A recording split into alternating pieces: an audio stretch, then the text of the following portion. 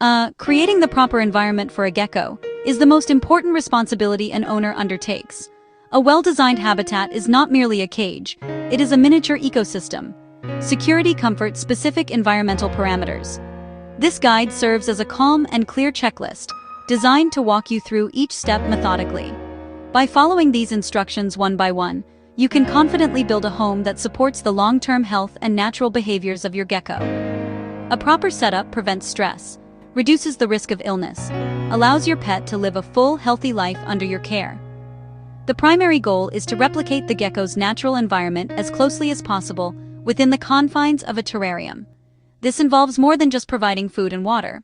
The first step in our checklist is selecting the appropriate tank or terrarium. The size of the enclosure is critical for your gecko's physical and psychological health. For a single adult leopard gecko, a 20-gallon long tank is the minimum recommended size. This provides adequate floor space for a proper temperature gradient and room for exploration. For larger species, or if you plan to add more enrichment items, a bigger tank is always a better choice. The enclosure must have a secure, tight-fitting lid. Geckos are surprisingly strong and adept climbers. A mesh screen lid that can be clipped down is essential to prevent escapes and keep your pet safe inside its home. Next, you must choose the right flooring, known as the substrate. For juvenile geckos, safety is the top priority. Paper towels, reptile carpet, or slate tiles are excellent choices because they are easy to clean and pose no risk of ingestion. Loose substrates like sand are a topic of debate and should be avoided entirely for young or small geckos.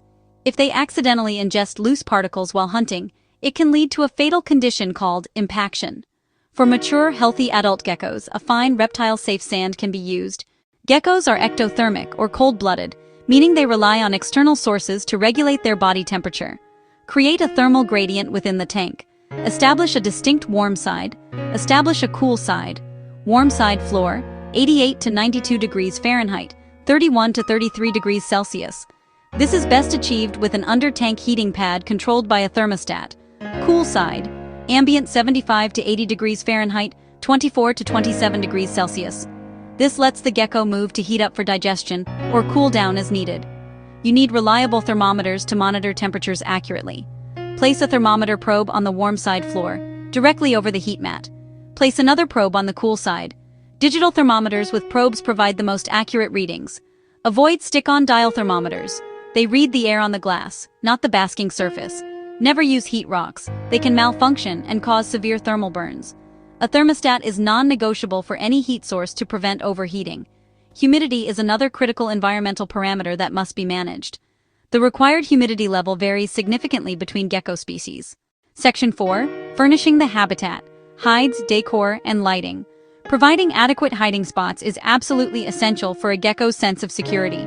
In the wild, geckos spend most of their day concealed from predators and the elements. You must provide a minimum of 2 hides.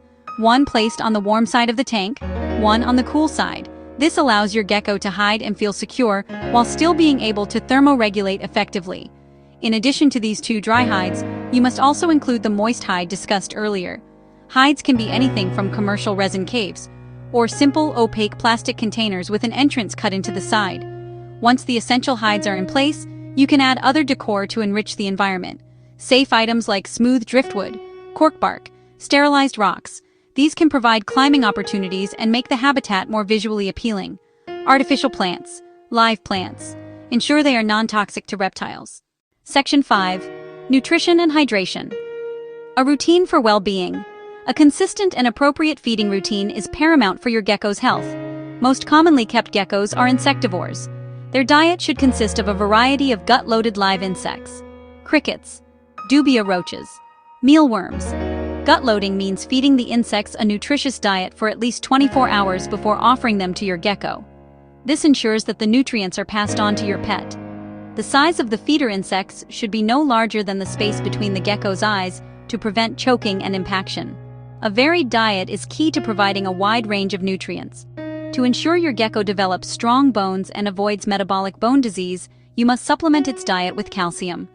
Before each feeding, lightly dust the insects with a high-quality calcium powder that contains vitamin D3. Additionally, you can keep a small, shallow dish of pure calcium powder without D3 in the tank at all times.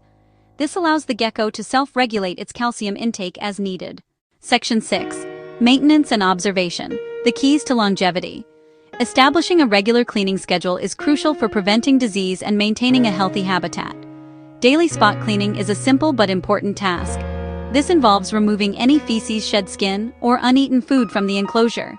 This quick daily check keeps the environment sanitary and reduces the risk of harmful bacteria or mold growth. It also gives you a moment to ensure that everything in the tank is in its proper place and that your gecko appears healthy and responsive.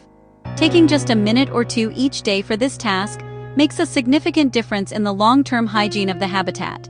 A more thorough, deep clean should be performed every 4 to 8 weeks. For this, you will need to move your gecko to a temporary, secure holding container. Remove all substrate, hides, and decor from the terrarium.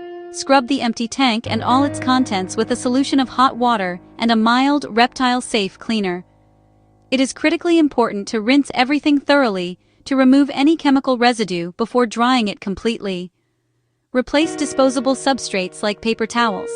Thoroughly sift and clean reusable substrates before putting everything back in order.